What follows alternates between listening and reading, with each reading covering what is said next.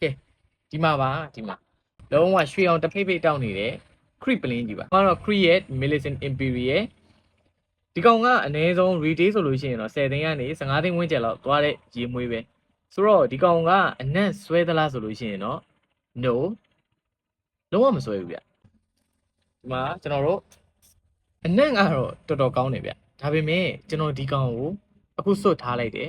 ခုနကကျွန်တော်2ချက်စွတ်တယ်တနေရာအောင်2ချက်စွတ်တယ်ဒါမျိုးကျွန်တော်4နေရာလောက်စွတ်မယ်အဲ့လိုလုပ်ပြီးတော့ကျွန်တော်အပြင်သွားလိုက်လို့ရှိရင်2နာရီ3နာရီလောက်ကြာတဲ့အခါမှာဒီကောင်ကကက်ရှူမရတော့မယ်အနက်ဖြစ်သွားတယ်ဗျဘယ်လို4နာရီလောက်ကြာသွားတဲ့အခါကျလို့ရှိရင်တော့ဒီကောင်ကအနက်ကလုံးဝပျောက်သွားတယ်ကျွန်တော်တို့ skin chemistry တွေဘာတွေပေါ်မူတည်ပြီးတယောက်နဲ့တယောက်တချို့ပိုရတာလည်းရှိမယ်တချို့ကယော့ပြီးရတာလည်းရှိတတ်တာပေါ့ဗျာဒါပေမဲ့တေချာတာကတော့ဒီကောင်က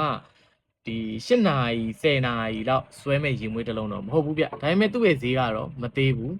10သိန်း15သိန်းဝန်းကျင်လောက်ရှိတယ်ဆိုတော့ရေမွေးတွေဈေးကြီးတိုင်းအစ်စ်ဖြစ်တိုင်းဒီလိုမျိုး brand မြင့်တိုင်းတအားအနံ့ခံပြီးလူတွေအားလုံးရနိုင်မယ်တနေ့ကုန်အနက်ဆွဲနေမယ်ထင်လို့ရှိရင်တော့အဲ့လိုမှားသွားလိမ့်မယ်ဗျဆိုလို့ရှိရင်မင်းရောဘာလို့ဒီပလင်းကြီးကိုဈေးကြီးပေးပြီးဝယ်တာလဲဆိုလို့ရှိရင်တော့အနံ့ကြိုက်လို့ဝယ်တာအဲ့တော့ creek ကလည်းဒီကောင်တွေကအနံ့ကိုပဲရောင်းတယ်လို့ပြောရမယ်သူတို့ရဲ့တော်တော်များများ fresh ရေမွေးတွေကအနက်မဆွဲတာတွေများတယ်ဒီမှာ Millicent Imperial ဆိုလို့ရှိရင် performance အဝိဆုံးပဲခုတော့ရှိတယ်ဒါကကျွန်တော်စွတ်တဲ့ကျွန်တော်ရဲ့ skin ပေါ်မှာပြောတာနော်တချို့လူတွေအတွက်ခံချင်ကောင်းခံမယ်တချို့လူတွေအတွက်ဒီ GID ကို10နိုင်လောက်ရချင်လဲရမယ် Avantage ကိုအကြာကြီးဝဲချင်လဲကွဲမယ်အဲ့တော့ရေမွေးတွေဆိုတာ skin ပေါ်မူတည်တယ်သူတို့ရဲ့ batch ပေါ်မူတည်တယ် menstruate ဖြစ်မဲ့ဖြစ်ပေါ်မူတည်တယ်အများကြီးမူတည်သေးတယ်ဒါပေမဲ့ဒီကောင်ကတော့ကျွန်တော်စွတ်ကြည့်တာခုနကပြောသွားသလောက်ပဲရတယ်